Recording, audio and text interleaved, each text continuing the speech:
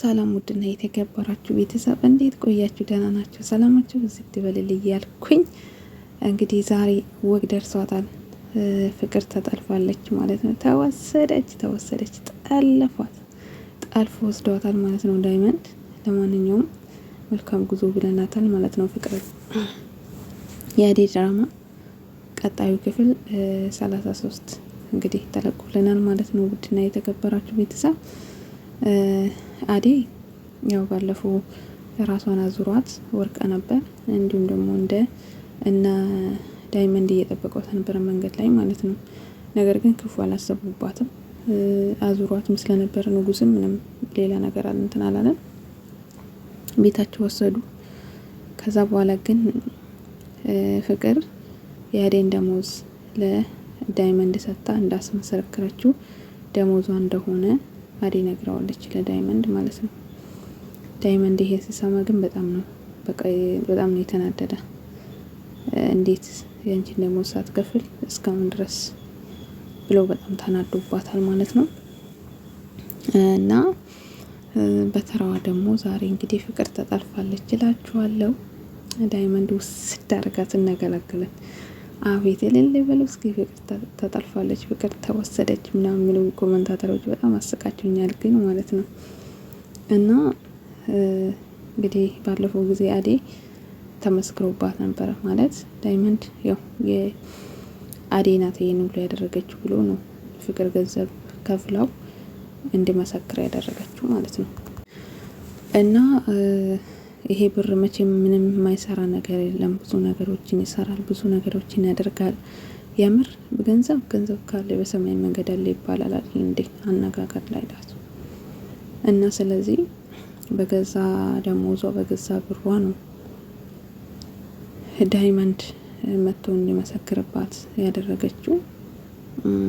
በጣም ብዙ ነገርም በነገራችን ላይ ይሄ ድራማ ብዙ ነገሮችን ያስተምራል። በተለይ በአደይ ላይ ማለት ነው። አደይ እንዲሁም ደግሞ በክፋት በኩል ፍቅር ብዙ ነገሮችን እያስተማረች ነው። እኔ ብዙ ነገሮችን እያየሁባቸው ነው ይላቸዋለሁ። ለካ ፍቅር አሁን ፍቅርን ስናያት ለካ ክፉ ሰው እንደዚህ ነው ምናምን ብላችሁ ታያላችሁ። ተንኮል የሚሰራ ሰው፣ ለሰው መልካምነት የሌለ ሰው፣ ሁሌም የሚቀኝነት፣ ሁሌም በቃ ቤት አርጌ ልጉዳት፣ ቤት አርጌ ላስወጣት፣ ቤት አርጌ ከኔ በታች እንድትወል አድርጋት የሚሉ ሰዎች ይኖራሉ ማለት ነው። አደይ ራሱ አሁን ኤላ ዛሬ እንግዲህ ወደ ኤላ ቤት ሄዳለች። ለምለም ወደ ገላግሮች ወደ ቤተሰቦቿ የሆነ ነገር ለማስተካከል ሄዳለች። ነገር ግን ያው ቆይ እዚሁ መቆየት ይቻለሽ ምናምን ብሏታል። እና ቀበታ ደግሞ ሊዱ ተናዳለች ማለት ነው። ምክንያቱም እሷም ያው ልጁ ስለምትፈልገው ነው። ነገር ግን ኤላ መክሯታል። ዛሬ ትጎጃለሽ፣ መቼ እስከ እኔ ሳይሽ ግን ንጹህ ሰው ነው የምትመስይ። ንጹህነትሽን ደግሞ አንቺ ለምንድነው ማትናገሪ? ዝምታሽ ግን ይጎዳሻል። መናገር አለብሽ። እስከ መቼ ድረስ ነው ዝም የምትይው ምናምን አላት። እሷ ደግሞ ያው አንድ ቀን ምናልባት ከፍቅርም ሸሽቼ ቤድ ወይም ደግሞ ፍቅርን ቢገፋት ከሷ የበለጠ ሰው ሊኖር ይችላል። ከሷ የበለጠ ይጥፍ የሚጎዳ ሰው ሊኖር ይችላል። ስለዚህ አንድ ቀን ተመልሼ ፍቅርን ማሪኝ ማለቴ አይቀርም ብላለች። በእርግጥ ይቺ ልጅ በዝምታ ውስጥም በንግግሯ ውስጥም ብዙ ነገሮችን ነው አደይ እኔ ከሷ ላይ ብዙ ነገሮችን ነው የተማርኩት፣ ስለ እውነት ስላችሁ ማለት ነው። ምክንያቱም በዝምታ ብዙ ነገሮችን ታሳልፋለች። ትዕግስተኛ መሆኗ ራሱ፣ አገናዝባ መናገሯ ራሱ፣ አርቃ ማሰቧ ራሱ ማለት ነው። ምክንያቱም አንዳንድ ሰው ቶሎ ብሎ ያልሆነ ውሳኔ ይወስናል። እሷ ግን ምን ማድረግ እንዳለባት፣ እንዴት መናገር እንዳለባት በቃ አስተውላ ነው የምትናገረው ራሱ ማለት ነውና ነገር ግን እንግዲህ ፍቅር መጨረሻ ላይ መዋረዷ አይቀርም። ምክንያቱም ዳይመንድ ወስዷታል፣ ጠልፏት ወይ እንግዲህ እዛው ሚስቱ አድርጎ ያስቀምጣታል፣ ወይ ደግሞ እውነታውን እንድታወጣ፣ ወይ ደግሞ የአደይን ገንዘብ ደግሞ እንድትከፍል ያደርጋታል ብዬ አስባለሁ ማለት ነው ውድ ቤተሰብ። ምክንያቱም ተናዷል፣ በጣም ተናዶ ነው። ደሞዜን አልከፈለችንም፣ የኔን ደሞዝ ነው የሰጠች ስትለው በጣም ነው የተናደደ ማለት ነው። እና ስለዚህ ዴቭ ደግሞ ያው እንግዲህ እሱ አዴን ነው የሚፈቅራት፣ አዴን ነው መወዳት። ፍቅር ደግሞ ዴቭን ነው ወይ ዴቪዬ ደግሞ እኔ መወዳት ሴት አለችኝ። እኔ ሴትዮ ከአናቴ ላይ ውረጂ፣ እኔ እንደውም አልፈለግሽም እላታለሁ። እሷ ደግሞ ካላንተ አይሆንልኝ፣ እንደው አይኔን ላፈር አለችው። እንደው አይኔን ላፈር።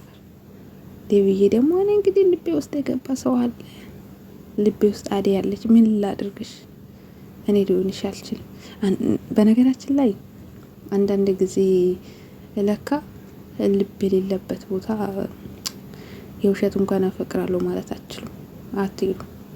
ምክንያቱም እሱ ልቡ ሌላ ቦታ ነው ያለ። እሷ ግን ያው በግድም ቢሆን ከልብ አፍቅራም አይመስለኝም። እኔ ፍቅር ማለት ነው ለታይታ ነው ብዬ ነው የማስበው። ምክንያቱም የቅናት ፍቅር ነው ብዬ ነው የማስበው የእሷ ፍቅር ማለት ነው። ምክንያቱም ሰራተኛ ናት። ታዲያ እንዴት ትወደዳለች? እንዴት እኔ እያለሁ እሷን ይፈቅራታል የሚለው እንትን ክፉ መንፈስ ይዟት ነው እንጂ የምር ከልብ አይመስለኝም።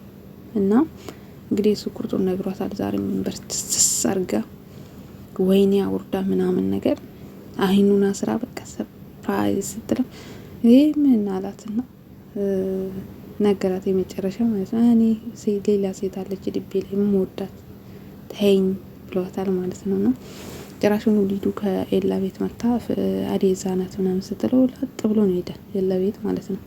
ሄደው እንደውም እዛ አዴን አናግሯት እቅፍ አድርጎ ምናምን ነገር ከዛ ወደ ቤት እንድትመለስ እንደውም የለም ተቆጣት። በቃ ወደ ቤት ተመለሺ፣ ማነው ይሄ ባርኮትም እናታቸውም ከቤት እንድትወጪ አይፈልጉም፣ እነሱ ጋር ሁኚ ምናምን አሏት። አዴም ያው ወደ ቤቷ መመለሱ አይቀርም እላቸዋለሁ ውድ ቤተሰብ። ፍቅር ግን ዳይመንድ ወስዷታል። ይመልሳታል ወይስ አይመልሳትም አይታወቅም። ወይም ደግሞ